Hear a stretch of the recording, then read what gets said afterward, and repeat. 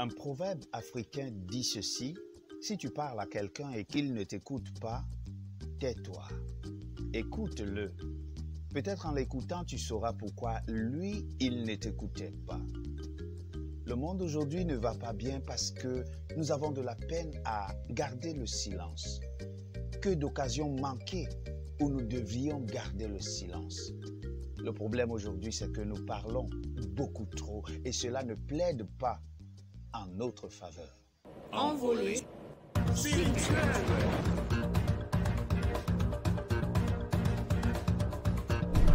Croissance spirituelle. Shalom et bienvenue dans cette nouvelle envolée spirituelle. Aujourd'hui, nous parlons d'un thème atypique. Il s'agit du silence. Dans un monde où le vacarme règne en maître, dans un monde où les décibels sont de plus en plus hauts, dans un monde où finalement la cacophonie est monnaie courante, il est très difficile de pouvoir garder le silence. Pour se faire comprendre, pour se faire entendre, on a toujours comme envie d'élever la voix, de crier le plus fort. Oui, nous vivons dans un monde rempli de vacarme.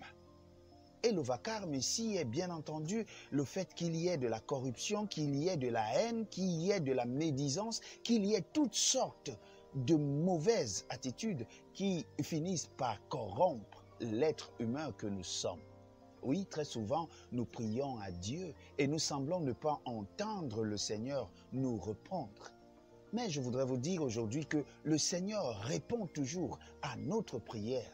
Peut-être que la question serait celle de savoir, savons-nous baisser le volume pour pouvoir écouter la voix de Dieu nous parler?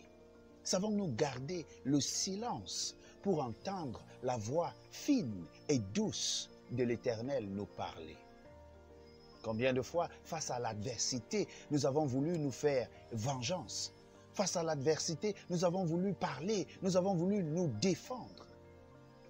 Mais lorsque je lis la parole de Dieu, elle m'invite, elle nous invite à garder le silence bien des fois face à l'adversité, face aux tentations. Je vous invite à ouvrir vos Bibles dans le livre de Lamentations, chapitre 3, le verset 26.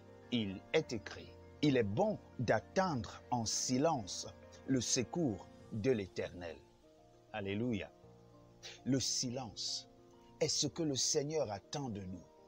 Lorsque nous sommes en face des adversaires, lorsque nous sommes en face des difficultés, le Seigneur attend de nous ni plus ni moins que le silence. Oui, le silence est d'or.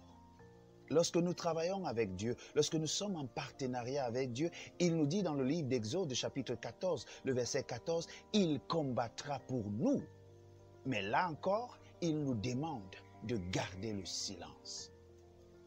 Oui, je ne sais par quoi tu passes actuellement. Je ne sais quels sont tes adversaires. Je ne sais ce que les hommes te font comme mal. Le Seigneur te demande aujourd'hui de garder le silence.